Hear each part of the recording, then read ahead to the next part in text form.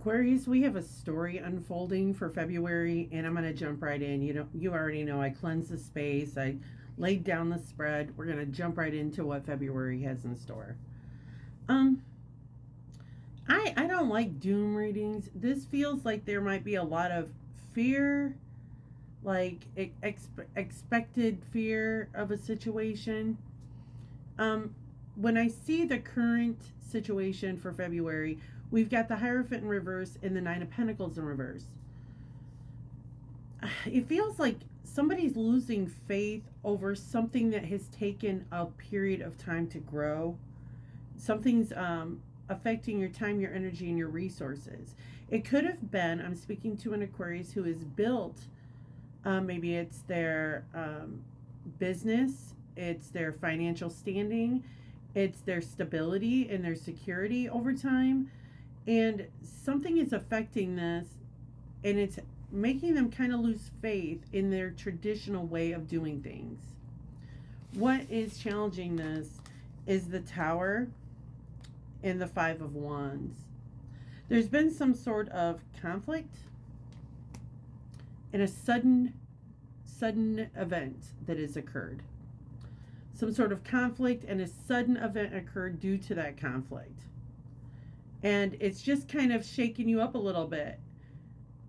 With the cards on the bottom of the deck, the Hangman in reverse and the Fool in reverse, it's really challenging you, Aquarius, to take a look at your perspective, how you're looking at this, to not really shove and have all this restraint and resistance to the changes that are happening in February, but to look at it as an opportunity to shift your perspective on the situation and grow from it.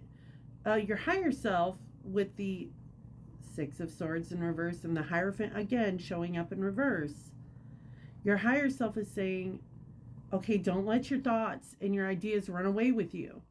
Like, a lot of this has to do with the way you've always felt like you had to do things.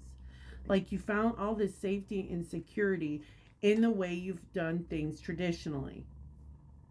And that is being changed. That's shifting. And sometimes that can be scary. That's probably why there feels like so much resistance against this. Now, the effects of the past. We have the Eight of Pentacles in reverse and the Three of Swords in reverse, which is good because this is like healing from an idea of how things had to be accumulated or secured. It could be that you need to return to the past. There may have been, would you stop? There may have been some sort of wound around scarcity and money and resources that's been healed in the past. It's not like you haven't done the work, Aquarius. It's just you maybe sometimes even in the spiritual path, we have to return to even the older lessons that we learned in the beginning of our spiritual path. And it's like you're being shifted to return to that lesson. Now, what's being hidden is the Ten of Wands and the Knight of Cups. You have a community, a support system around you to help you with this burden. You really do. There are people who want to help, they want to assist, but it feels like I'm talking to an Aquarius who doesn't like to ask anybody for help. Like, you've been so secured in your own path and your own goals that you've not really enlisted help in your path. And this is a time to let somebody relieve you of some of your burdens. It's okay. That's what you have friends for. That's what you have the support system for. You don't have to carry this all on your own. The outcome is the Wheel of Fortune in reverse, the Two of Cups, and the Ace of Pentacles in reverse. You're not being asked to have to start over. You're being asked to take destiny into your own hands. There is a promise or a bond or a commitment that is strong. But it requires you to be intentional. Just like with this Hangman in reverse and the Fool in reverse. This does not feel like a situation that you can just hand off to the universe and allow it to decide what it will. This is something that you need to take care of intentionally on your, it's going to require your effort and input. And I did pull a card of advice here. It was from the Angels and Ancestors Oracle deck, and it was the snake. So I love to see how these cards relate to the reading, because I don't read them before. I'm just as surprised as you are. The snake. Now we are removing ourselves from the snake period and going into the fire horse period. So that's kind of a, I mean, we are moving away from the snake and into the fire horse. So that's sort of symbolic and important. Shed old skin.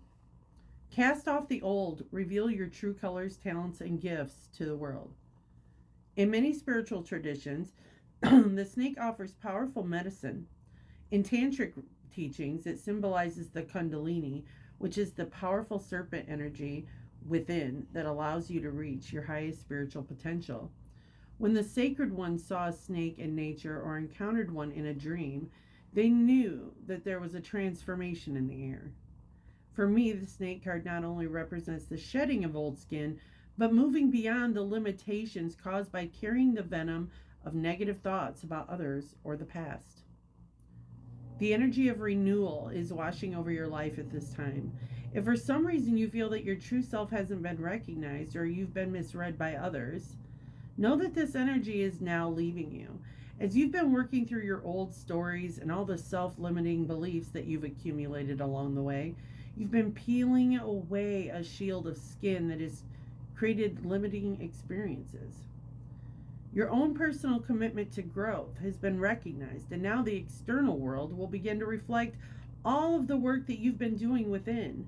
If you feel someone you love has misunderstood you recently, they'll be able to see beyond that if you're willing to recognize your own challenges. This is a time for renewal, abundance, and connection. Let yourself be reborn and celebrated. Wow, that's powerful. I do feel the strong power of a restructuring occurring for you, Aquarius. And a lot of it has to do with spiritual work. Some of you might even be in the spiritual business. 6 of Cups in reverse.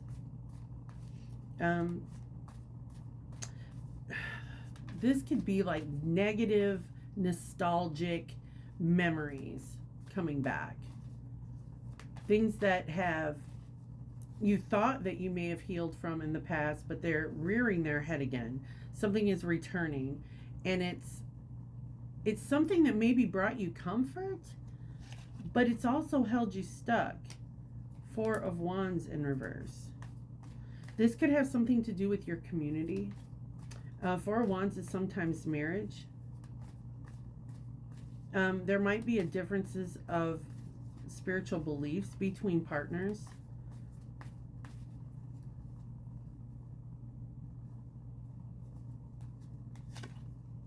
The Fool in reverse showing up again. It was at the bottom of this deck, and now it's showing up again in this one. It's really telling you to strategize. There's like, you need to have a strategy for what you're doing. This isn't a time to go off half-cocked and just jump and react from a knee-jerk reaction.